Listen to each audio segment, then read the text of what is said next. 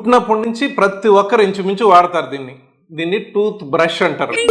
దీంట్లో కామెడీ ఏంటంటే దీని గురించి ఎవ్వరికీ తెలియదు, స్కూల్లో చెప్పరు, చిన్నప్పుడు ఇంట్లో అమ్మా నాయనకి తెలియదు చెప్పేదానికి చాలా మందికి. దీని గురించి తెలుసుకోవడం చాలా ఇంపార్టెంట్ అండి మన జీవితానికి, జీవితం అంతా వాడే పని. చెప్పు. సో ఈ బ్రష్ గురించి ఒక 4-5 ఇంపార్టెంట్ పాయింట్స్ చెప్తాను, వెళ్ళిపోకుండా చూడండి. టూత్ బ్రష్ల్లో 4 రకాలు ఉంటాయి. ఒకటి హార్డ్ బ్రష్ అస్సలు వాడద్దు, వద్దునే వద్దు. మరి ఎందుకు కంపెనీలు తయారు చేస్తున్నారంటే కొందరు గట్టి రావనే ఫీలింగ్తో జనాలు కొంటున్నారని తయారు చేస్తున్నారు. ఏ డెంటిస్ట్ మిమ్మల్ని హార్డ్ బ్రష్ వాడమని చెప్పరు. ఇప్పుడు చెప్తున్నారు, ముందే చెప్పాలి కదా. Medium brush perfect cleaning technique తెలిసి చాలా జాగ్రత్తగా చేసుకోగలిగిన వాళ్ళు మాత్రమే వాడాలి medium brush. Soft brush perfectly enough, ఎవరికైనా సరిపోతుంది, చాలా నీట్ క్లీన్ చేస్తుంది. సాఫ్ట్ బ్రష్కి మించిన బ్రష్ లేదు, బెస్ట్ అదే. లాస్ట్ అది అల్ట్రా సాఫ్ట్ బ్రష్, మరీ సాఫ్ట్ ఉంటుంది. అది మేము యూజువల్గా కొందరు పేషెంట్లకి సర్జరీ తర్వాత డెంటల్ ట్రీట్మెంట్ తర్వాత ఆ పక్క ఈ బ్రష్తో వాడండి అని ఎక్స్ట్రా సాఫ్ట్ బ్రష్ అనేది ఒకటి రాస్తాం, అల్ట్రా సాఫ్ట్. అది అందరికి అవసరం లేదు.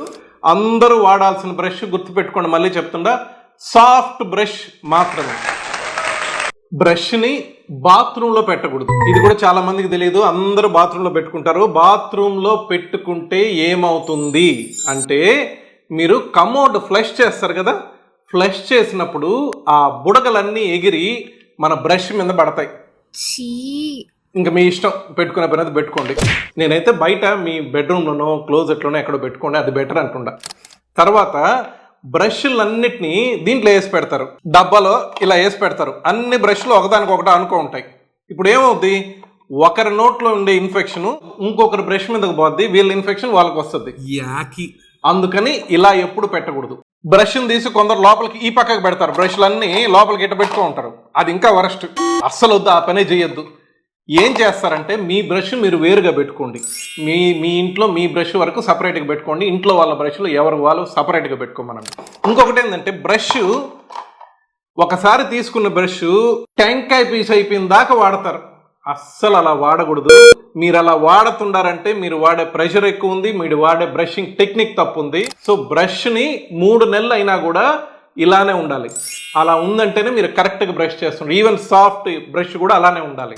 3 నెలలకు ఒకసారి బ్రష్ మార్చాలి, ఎందుకంటే దాంట్లో బ్రిజిల్స్ క్లీనింగ్ కెపాసిటీని తగ్గిపోతాయి మీరు బ్రష్ చేసేటప్పుడు. మరొక విషయం ఏంటంటే, జ్వరం వచ్చినా జలుబు చేసినా బ్రష్ మార్చాలి, ఎందుకంటే ఆ ఇన్ఫెక్షన్స్ అట్టే మిగులుతాయి. మళ్ళీ ఆ ఇన్ఫెక్షన్స్ మళ్ళీ మీకు వచ్చే ఛాన్స్ ఉంటుంది. సో మళ్ళీ రీఇన్ఫెక్ట్ అయ్యే అవకాశం ఉంటుంది, వైరల్ ఫీవర్స్ ఇట్లాంటివి. పర్టికులర్గా బ్రష్ మీద క్యాప్ వేసి పెట్టుకుంటారు, ఏదో కాపాడేస్తున్నాం మన బ్రష్ అని.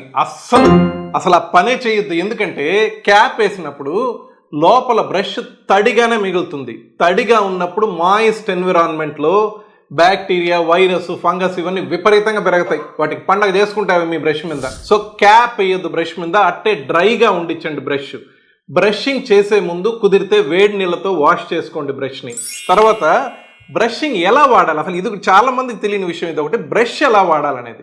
బ్రష్ ఎలా వాడాలంటే సింపుల్ లాజిక్ చెప్తా, ఏదో ఈ ఫోన్స్ టెక్నిక్, బాస్ టెక్నిక్ ఇట్లా చెప్తారు డాక్టర్లు అందరూ. నేను మీకు అర్థమయ్యేట్టుగా చిన్న సామాన్యుడికి అర్థమయ్యే బ్రష్లో చెప్తా. ఇదిగోండి, దువ్వెన.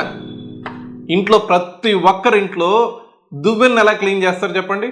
పాత టూత్ బ్రష్ తోటే కదా. ఎట్ట చేస్తారు దాన్ని చేయడం? నేను పట్టుకుంటారు, ఇలా పెడతారు, ఇలా ప్రెస్ చేస్తారు, లోపలికి వెళ్ళిపోద్ది, క్లీన్ చేస్తారు. ఇలానే చేస్తారు.